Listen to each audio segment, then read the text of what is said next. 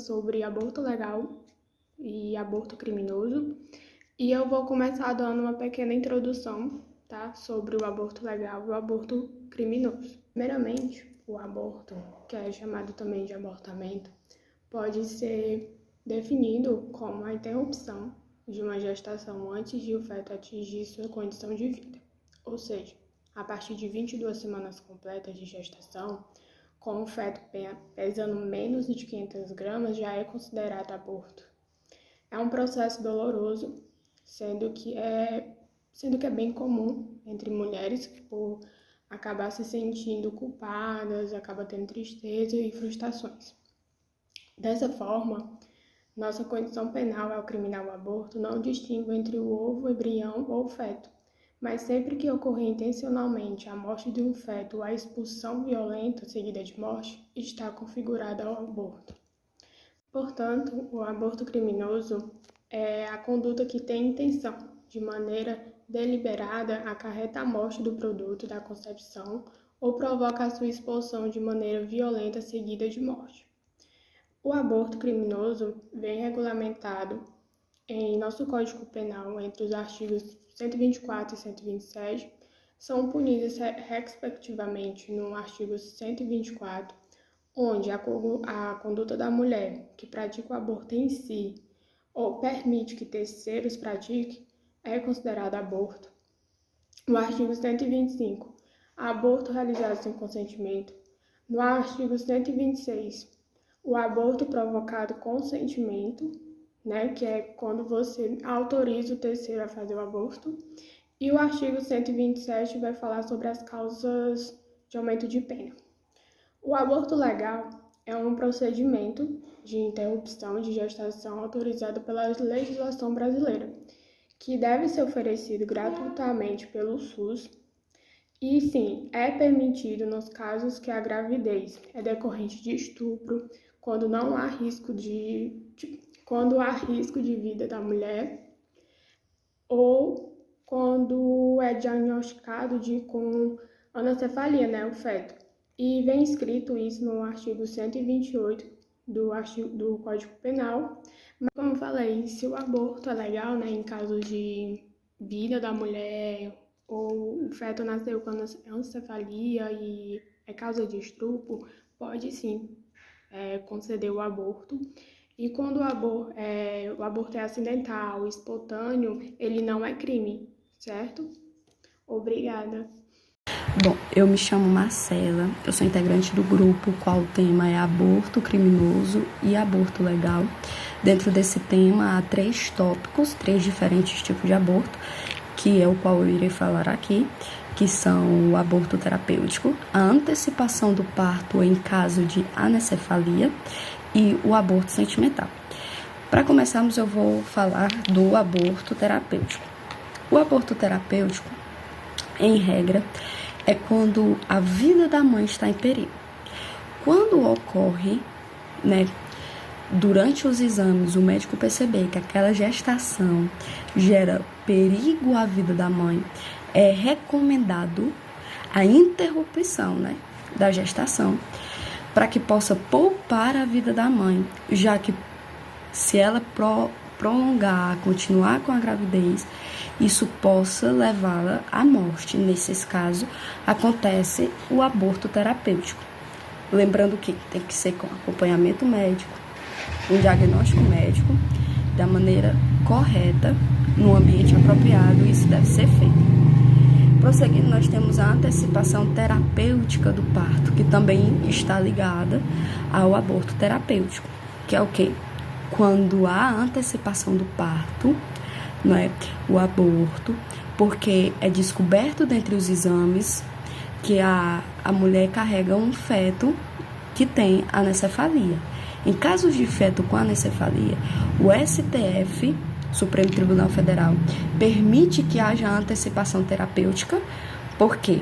Terapêutica. Porque, como eu falei anteriormente, o aborto terapêutico, ele trata de poupar a vida da mãe. Então, nesse caso, quando o feto é anencefalo, também há risco para a mãe. Então, a antecipação do parto para poupar a vida da mãe e, obviamente, pelo feto ser anencefalo. O que é a anencefalia?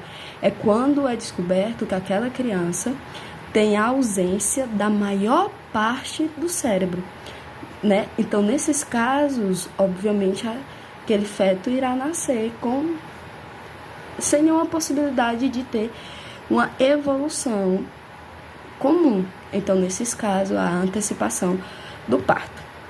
Seguindo, nós temos o aborto sentimental. O aborto sentimental, ele já é um aborto, que nós podemos dizer o aborto legal, previsto, né, no artigo 128 do Código Penal, que acontece o quê? Quando há casos de estupro, não é assim? É permitido o aborto também, quando aquela gestação ela é fruto de um estupro. Então, é permitido que haja o aborto, porque também é conhecido aborto sentimental como aborto humanitário, ético, né, por conta de como foi concebida aquela gestação. Aí há uma diferenciação, enquanto o aborto terapêutico, ele irá tratar de proteger a vida da mãe, porque se prorrogar a gestação, ela corre o risco de morrer. No aborto sentimental, preserva-se o psicológico da mãe, por estar carregando fruto de um estupro. Então, essa foi a minha participação e obrigada. Oi, meu nome é Emily e eu vou falar agora sobre aborto eugênico e aborto social. O aborto eugênico, ele visa a intervenção da gravidez em casos de fetos defeituosos ou com a possibilidade de o serem. Esse tipo de aborto, ele não é previsto no nosso ordenamento jurídico, mas existe esse tipo de pensamento que a grávida ela pode abortar se o feto for defeituoso. Porém, há várias discussões sobre isso. Que o aborto ele é o que mais comove, porque você não pode negar a vida a uma pessoa só porque ela tem defeitos físicos, né? Então, ciência nem direito é capaz de dispor incondicionalmente da vida do ser humano, como diz no livro. Porém, a gente também tem que pensar nos familiares, né? Que nessa proposta ela não pode parecer insensível, indiferente ao sofrimento de pais e familiares, porque a criança vai ser limitada física ou mentalmente, porque só eles sabem a dor. Então, assim, atualmente vem existindo a interrupção da gravidez até a 24 semanas, por indicação médica, nas gestantes, cujo produto da concepção seja portador de condições capazes de determinar a alteração patológica incompatível com a plenitude de vida e sonho. O aborto social, ele consiste na interrupção da gravidez por fatores econômicos e sociais.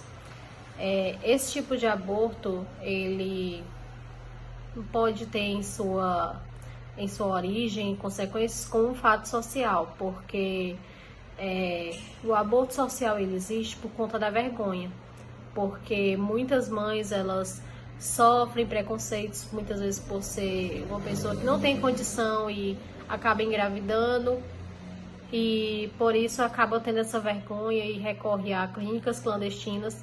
Então, assim, esse aborto ele também não é aceito no nosso ordenamento jurídico, mas é um aborto pensado nessas situações, né?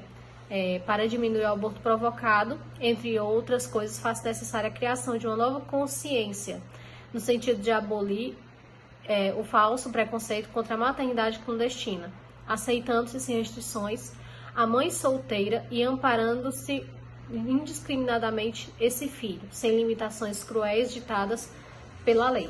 Então é isso. Obrigada. Tchau. Eu vou falar sobre os meios abortivos e a gente vai começar pelo envenenamento salino. Esse método ele consiste na extração do líquido amniótico da bolsa que protege o bebê. Logo após isso, é inserida uma grande agulha através do abdômen da mulher até essa bolsa. E dentro dessa agulha vai ter uma solução salina concentrada. O que vai acontecer com o feto? Após 12 horas, ele vai começar a ter a sua morte através de envenenamento, desidratação e hemorragia. E ele também vai começar a ser queimado. Então, quando essa mulher começar a dar à luz a essa criança vai sair ou morta ou ela vai sair moribunda, em processo de morte. E é importante falar que esse método ele é usado depois de 16 semanas de gravidez. O próximo consiste pelo método de sucção. Como é que funciona? É colocado um tubo com a parte mais afinada dentro da mulher e começa a fazer uma sucção, começa a puxar o bebê. É importante a gente falar que essa sucção ela é 28 vezes mais forte que um aspirador caseiro. Então, o que vai acontecer? O bebê vai começar a ser sugado por dentro desse cano e ele vai ser depositado dentro de um balde. Como o crânio ele é maior que as outras partes do corpo, vai ter que ser removido com uma pinça. Então, o médico que está realizando esse aborto, ele coloca uma pinça dentro da mulher e retira o crânio da criança. Esse método ele é um dos mais utilizados em todos os países. O próximo é pela dilatação e curetagem. Depois do segundo, terceiro trimestre da gravidez, o bebê ele já é muito grande para ser usado o método da sucção. Então, o médico abortista, ele vai fazer o uso de uma cureta junto com fórceps. Ele vai usar o fórceps para abrir a cavidade da mulher e vai usar a cureta para desmembrar o bebê. Então, esse bebê ele vai ter uma morte lenta, ele vai sendo despedaçado, cada parte do seu corpo vai sendo puxada e tirada. E assim ele vai morrer.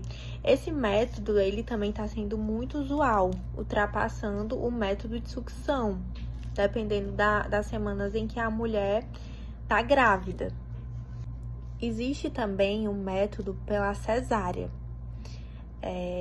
A mulher vai ter essa criança via cesárea, vai ser cortado o cordão umbilical, mas ao invés dessa criança ficar viva, ela vai ser deixada para morrer.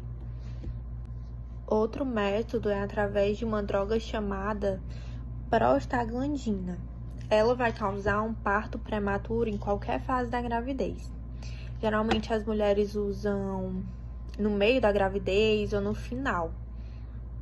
E aí, uma das complicações desse método é que a criança às vezes pode sair viva.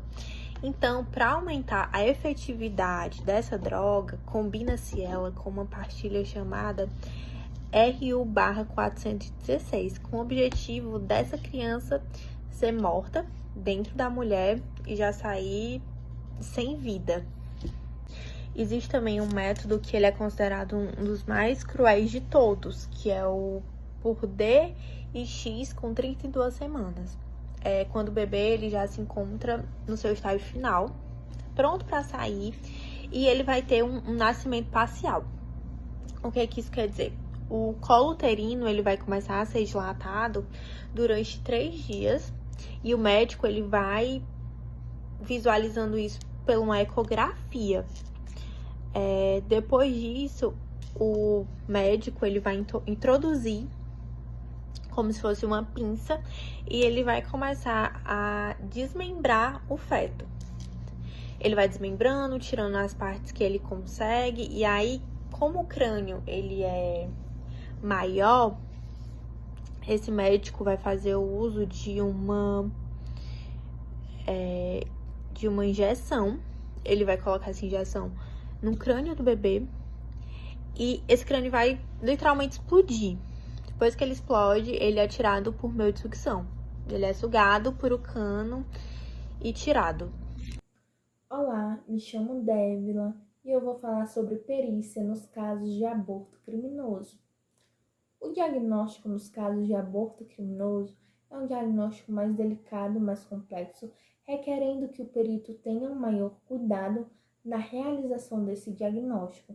No exame da vítima, é necessário que o perito especifique a comprovação da gravidez e das lesões, excluindo o aborto traumático e o aborto espontâneo, levando em conta a evidência de provocação do aborto, a identificação do meio causador e o exame dos restos fetais. A exclusão do aborto espontâneo e do aborto traumático, ela vai ser de extrema importância para que se possam excluir da modalidade criminosa os abortos patológicos, os abortos acidentais. Essa exclusão do aborto espontâneo e do aborto traumático, ela é feita como? No aborto espontâneo, o perito vai considerar todas as patologias da gravidez e as patologias maternas. E no aborto traumático, o perito vai levar em conta as lesões traumáticas existentes em regiões diversas do aparelho reprodutor feminino. Evidências de provocação do aborto. Como é que o perito vai ter essas evidências de provocação do aborto? Na confirmação do aborto provocado de forma dolosa, de forma criminosa, é muito importante que o perito leve dois aspectos: a evolução do aborto e as lesões maternas. A evolução do aborto, ela é dores mais intensas, hemorragia mais profusas, expulsão material dos restos ovulares e evolução clínica mais lenta. As lesões maternas, elas são comuns em ação química, térmica ou mecânica. A identificação do meio causador. Como é que o perito vai fazer essa identificação do meio que gerou aquele aborto? Ele vai estabelecer com precisão o meio utilizado na prática abortiva por meio de instrumentos utilizados na prática abortiva, como, por exemplo, ele vai pesquisar a velocidades coriais em sondas ou instrumentos utilizados. O exame dos restos fetais. O que seriam os exames dos restos fetais? Não se pode deixar de lado esse exame. É necessário que o perito realize esse exame, principalmente para diagnosticar evidências de lesões vitais ou post-mortem. Quando o feto é eliminado inteiro, ele vai requerer uma análise ao seu grau de desenvolvimento, principalmente na determinação da idade gestacional, além de buscar elementos que permitam o diagnóstico de uma causa natural ou violenta. O exame ele vai ser realizado em mulher viva ou morta. Em mulher viva, o perito pode diagnosticar o aborto recente em mulher viva ou o aborto antigo em mulher viva. E na mulher morta, ele pode identificar o recente e o antigo. No aborto recente em mulher viva, o perito ele vai ter uma maior concentração na hora do diagnóstico, porque as lesões, tanto genitais como extragenitais, equiparam-se à do parto, porque é como fosse um parto em miniatura. Essas lesões, elas são de como uma mulher tivesse parido recentemente. Porém, é importante ressaltar que os abortos eles são realizados ainda no início da gestação. E os exames dos restos fetais vão ajudar o perito nesses casos. Já o exame realizado em mulher viva, mas porém um aborto antigo, é um exame mais dificultoso para o perito, porque o perito ele vai ter uma maior dificuldade se as lesões já assumiram totalmente ou parcialmente, dificultando que ele tenha um melhor diagnóstico. Um aborto provocado, tendo a mulher morrido, que é no caso de aborto recente em mulher morta, vai se preservar ali as características no colo do útero que comprovem que esse aborto ele foi criminoso. Já o aborto realizado em mulher, o exame de aborto, no caso, realizado em mulher morta, sendo um aborto antigo, ele vai ser praticamente inconclusivo para que o perito dê um diagnóstico. Os melhores diagnósticos podem ser feitos em casos de mulher viva, o aborto sendo recente, ou seja, o perito ele tem que ter cuidado ao diagnosticar. Esse diagnóstico ele vai ser complexo, porém, se feito em mulher viva ou morta, que o aborto tenha sido recente, vai ser mais fácil do perito encontrar os vestígios que comprovam que aquele aborto foi criminoso. Já na mulher que realizou aquele aborto anteriormente e já se passou algum tempo, o perito ele vai ter uma dificuldade bem maior de comprovar que aquele aborto foi criminoso e não traumático ou aborto espontâneo. E é isso. Muito obrigada. Olá, meu nome é Débora e eu vou falar um pouco sobre os requisitos que a perícia procura identificar nos abortos. Se a pessoa ela estiver viva, eles procuram identificar vestígios de provocação de aborto. Se o aborto ele for recente, então eles tiram da pessoa materiais que fluem da genitália da pessoa, né, e mandam para o laboratório. Eles também procuram identificar qual foi o meio usado para a provocação desse aborto, porque é importante, essas informações são importantes para identificar se a conduta ela foi intencional. Ainda na pessoa viva, é possível identificar se o meio utilizado para a prática desse aborto causou à pessoa grave lesão. Então, é considerado grave lesão se a pessoa ficar incapacitada por mais de 30 dias, se essa prática colocou ela em perigo de vida ou se lhe trouxe debilidade permanente, ou ainda se trouxe perda ou incapacidade física, sensorial ou funcional para essa pessoa. E por último, se trouxe deformidade permanente a essa pessoa. Então, como está no slide, se a pessoa ela for deficiente mental ou se ela tiver menos de 14 anos, essa pessoa ela não tem capacidade para consentir em um aborto. Por isso, a pessoa que praticou esse aborto ou que a induziu a praticar, ela terá penas bem mais severas do que se ela não fosse, né, deficiente mental ou se for menor de 14 anos.